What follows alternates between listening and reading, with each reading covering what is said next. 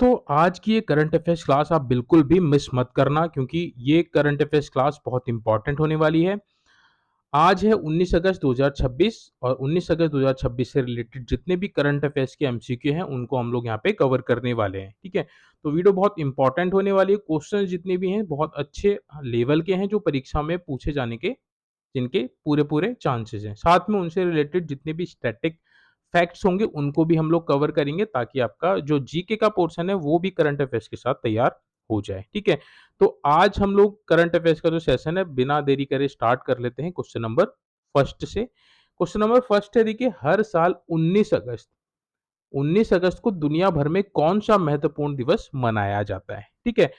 इसका देखिए जो राइट आंसर है वो है आपका ऑप्शन नंबर सी हो जाएगा, उपयुक्त दोनों, यानी कि विश्व फोटोग्राफी दिवस भी 19 अगस्त को मनाया जाता है और विश्व मानवतावादी दिवस भी 19 अगस्त को मनाया जाता है, यानी कि वर्ल्ड फोटोग्राफी डे 19 अगस्त और वर्ल्ड ह्यूमैनिटेरियन डे ये भी आपका 19 अगस्त को ही मनाया जाता है, ठीक है?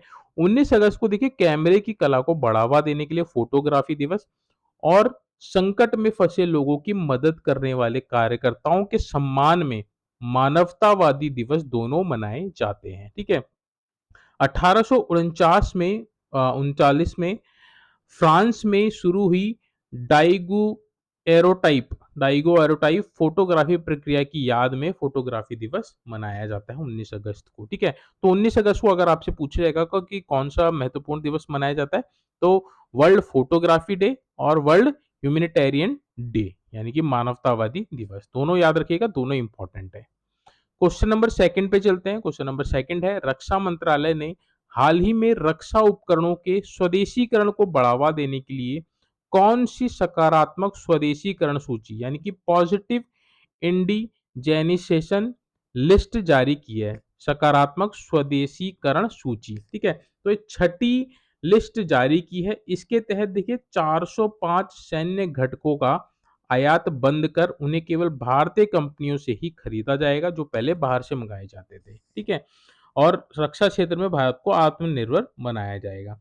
इन स्वदेशी घटकों की खरीद और ट्रैकिंग के लिए सरकार ने सृजन पोर्टल का लॉन्च किया है और इसी के माध्यम से ये जो घटक हैं 405 जो पार्ट्स हैं सैन्य, ये इस पोर्टल के माध्यम से खरीदे जाएँगे जिसमें केवल भारतीय कंपनियाँ ही होंगी, ठीक है? तो ये आप याद रखिएगा, छठी लिस्ट जारी की है रक्षा मंत्रालय द्वारा।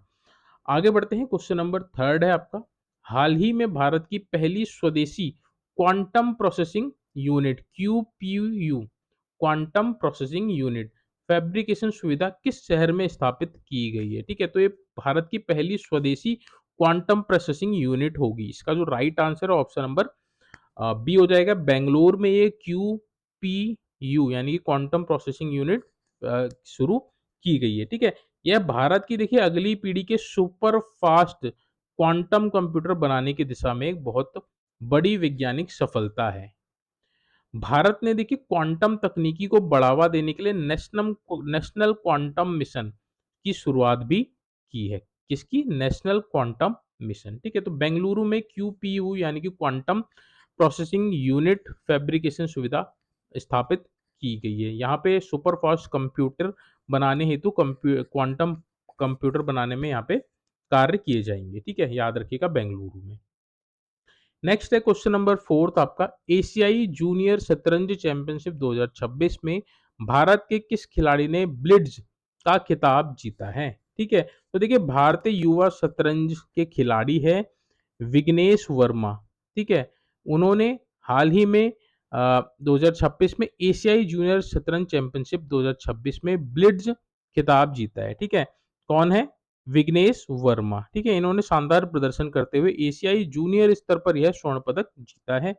इस प्रतियोगिता में बालक वर्ग में भारत की शरण्या देवी ने भी स्वर्ण पदक जीता है, ठीक है? तो दो नाम याद रखने हैं आपने, एक विग्नेश वर्मा और एक शरण्या देवी, ठीक है? इन्होंने ब्लिट्ज ब्लिट्ज खिताब जीता है विग्नेश वर्मा ने। आगे बढ़ते हैं, अगला क्वेश्चन देख लेते हैं।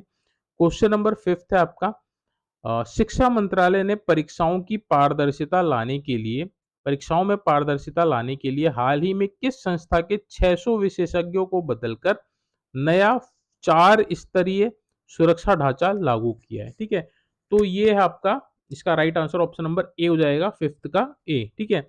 एनटीए यानी कि नेशनल टेस्टिंग एजेंसी के 600 विशेषज्ञों को बदल दिया है कि नीट की परीक्षा इस बार जो थी उसमें पेपर लीक हुआ था, ठीक है। तो नीट और सीयूईटी जैसी राष्ट्रीय परीक्षाओं में पेपर लीक रोकने और गड़बड़ियों को खत्म करने के लिए सरकार ने यह बड़ा कदम उठाया है। एनटीए यानी कि नेशनल टेस्टिंग एजेंसी की स्थापना 2017 में हुई थी। प्रतियोगिता परीक्षाओं के निष्पक्ष आयोजन के लिए की गई थी, ठीक है। बट ये जो परीक्षाओं में कुछ धांधलियाँ और कुछ पेपर लीक की जो घटनाएँ हुई, उसके बाद इस एनटीए के 600 विशेषज्ञों को बदलकर 4 स्तरीय सुरक्षा ढांचा लागू किया गया है, ठीक है। आगे बढ़ते हैं, क्वेश्चन नंबर 6 है, मंगोलिया में आयोजित यूएनसीसीडी यानी कि मरुस्थलीकरण रोकथाम सम्मेलन में भारत के किस प्रकार के पारिस्थितिकी तंत्र की सुरक्षा के लिए पहली राष्ट्र निर्देशिका जारी की है, ठीक है। इसका जो right answer option number B हो जाएगा, घास के मैदान और खुले प्राकृतिक तंत्र, ग्रासलैंड्स, ठीक है। भारत में देखिए सूखे और भूमि के बंजर होने की समस्या से निपटने के लिए भारत ने घास के मैदानों और खुले जंगलों के संरक्षण का खाका पेश किया है। संयुक्त राष्ट्र मरुस्थलीकरण रोकथाम अभिसमय यानी कि यूएनसीसीडी की स्थापना कब हुई? 1994 में हुई थी। इसका काम क्या है? जो मरुस्थलीकरण की रोकथाम करना इसका कार्य होता है, ठीक है। तो इसका right answer option number B हो जाएगा, घास के मैदान और खुले प्राकृतिक तंत्र की सुरक्षा हेतु, ठीक है। आगे बढ़ते हैं, क्वेश्चन नंबर 7 है आपका, हाल ही में वैज्ञानिक शोधों में चर्चा में रहा हेलिकेस क्या है? ठीक है, तो ये पूछ सकता है, बहुत इंपॉर्टेंट क्वेश्चन है। हेलिकेस क्या है आपका? तो ये डीएनए के डोरियों को अलग करने वाला क्या है? एंजाइम है, ठीक है। तो हेलिकेस क्या है? एक एंजाइम है, तो डीएनए की जो डोरियां होती हैं उनको अलग करने का काम करता है, ठीक है। देखिए, जब कोशिका में डीएनए की नकल यानी कि रेप्लिकेशन बनती है, तो हेलिकेस एंजाइम ही उसकी दोनों लड़ियों को जिपर की तरह खोलने का काम करता है। कौन? हेलिकेस एंजाइम, ठीक है। यह जेनेटिक्स और कैंसर बायोमेडिकल रिसर्च में एक अत्यंत महत्वपूर्ण जैविक घटक है, ठीक है। तो हेलिकेस क्या है आपका? डीएनए की दूरियों को अलग करने वाला एंजाइम है, बहुत इंपॉर्टेंट है, याद रखिएगा, परीक्षा में पूछ सकते हैं। क्वेश्चन नंबर 8 है आपका, केंद्रीय बंदरगाह, नौवहन और जलमार्ग मंत्रालय ने किस राज्य में ग्रीन शिपिंग और समुद्री नवाचार केंद्र का उद्घाटन किया है? इसका जो right answer option number B, Gujarat है। समुद्री जहाजों से होने वाले प्रदूषण को कम करने और पर्यावरण के अनुकूल ईंधन यानी कि इको फ्रेंडली फ्यूल्स से चलने वाले जहाज बनाने के लिए यह केंद्र शुरू किया गया है गुजरात में, ठीक है। ग्रीन शिपिंग और समुद्री नवाचार केंद्र, भारत ने वर्ष 2070 तक शुद्ध शून्य कार्बन उत्सर्जन यानी कि नेट जीरो कार्बन इमिशन का लक्ष्य रखा है। कब तक? 2070 तक। ये इंपॉर्टेंट फैक्ट है, इसको आप जरूर देखिएगा, ठीक है। तो ये इसका right answer option number B हो जाएगा, गुजरात में ही ग्रीन शिपिंग और समुद्री नवाचार केंद्र की उद्घाटना की गई है, ठीक है, उद्घाटन किया गया है। आगे बढ़ते हैं, क्वेश्चन नंबर 9 देख लेते हैं करंट अफेयर्स का। हाल ही में संयुक्त राष्ट्र यानी कि यूनाइटेड नेशन की रिपोर्ट के अनुसार कौन सा देश विश्व में सौर ऊर्जा यानी कि सोलर एनर्जी क्षमता में सबसे तेजी से वृद्धि दर्ज करने वाले शीर्ष देशों में शामिल हुआ है? इसका जो right answer option number B ए हो जाएगा, भारत। भारत देखिए सबसे तेज वृद्धि दर्ज करने वाले शीर्ष देशों में शामिल हुआ है सौर सौर ऊर्जा के मामले में। सौर ऊर्जा परियोजना और छतों पर सोलर पैनल लगाने की योजना के दम पर भारत में स्वच्छ ऊर्जा का उत्पादन तेजी से बढ़ा है, ठीक है। आपने नाम भी सुना होगा, पीएम सूर्य घर योजना, जिसमें अपने घर के छत पे सोलर पैनल लगाने पर सरकार सब्सिडी भी प्रदान करती है, ठीक है। अंतर्राष्ट्रीय सौर गठबंधन आईएसए का मुख्यालय भी कहाँ है? भारत में ही है, गुरुग्राम हरियाणा में, जिसको पहले गुड़गांव बोला जाता था। ये इंपॉर्टेंट फैक्ट है, याद रखिएगा। तो भारत सर्वाधिक वृद्धि दर्ज करने वाला पहला राज्य बना है सोलर ऊर्जा में, सौर ऊर्जा में, ठीक है। लास्ट और अंतिम क्वेश्चन है आज की करंट अफेयर्स का क्लास का, क्वेश्चन नंबर 10, भारतीय रिजर्व बैंक यानी कि आरबीआई द्वारा शुरू किए गए उत्कर्ष 2.0 पहल का मुख्य उद्देश्य क्या है? ठीक है, तो इसका जो राइट आंसर है ऑप्शन नंबर ए हो जाएगा, बैंकिंग और वित्तीय नियमन प्रणाली में सुधार करना इस उत्कृष्ट 2.0 का पहल का मुख्य उद्देश्य है, ठीक है? तो देश के बैंकों को ज़्यादा सुरक्षित बनाने और वित्तीय धोखाधड़ी रोकने के लिए आरबीआई इस रणनीति के तहत काम कर रहा है, ताकि बैंकिंग और वित्तीय नियमन नियमन प्रणाली में सुधार लाया जा सके। आरबीआई की अगर हम स्थापना की बात करें तो 1 अप्रैल 1935 की इसकी स्थापना हुई थी और वर्तमान में इसके जो गवर्नर है संजय मल्होत्रा हैं 26वें नंबर के, ठीक है? और इसका जो मुख्यालय है, हेडक्वार्टर आरबीआई का कहाँ है? तो ये आपका मुंबई में है, ठीक है? तो ये भी आप याद रखिएगा, ठीक है? तो ये थी आज की करंट अफेयर्स क्लास जिसमें हम लोगों ने इम्पोर्टेंट करंट अफेयर्स के क्वेश्चंस एमसीक्यू फॉर्म में कवर किए, साथ में उनसे रिलेटेड जितने भी स्टैटिक फैक्ट्स थे जो परीक्षा की दृष्टि से इम्पोर्टेंट होते हैं, परीक्षा में पूछे जाते हैं, उनको भी हम लोगों ने साथ-साथ में कवर किया है, ठीक है? तो ये देखिए जो डेली में करंट अफेयर्स की क्लास करवा रहा हूँ, बहुत इम्पोर्टेंट है आपके आगे जितने भी एग्ज़ाम्स होंगे उसमें करंट अफेयर्स ज़रूर पूछा जाता है। 4 से 5 क्वेश्चन कई बार 8 से 10 क्वेश्चन भी पूछे जाते हैं, ठीक है? तो अगर आप करंट अफेयर्स को अच्छे से तैयार करेंगे तो आपके सिलेक्शन के चांसेस औरों के कंपैरिज़न में बहुत ज़्यादा बढ़ जाएँगे। क्योंकि करंट अफेयर्स पे बच्चे ज़्यादा ध्यान देते नहीं हैं और करंट अफेयर्स के क्वेश्चन छोड़ के आ जाते हैं या फिर गलत करके आ जाते हैं, ठीक है?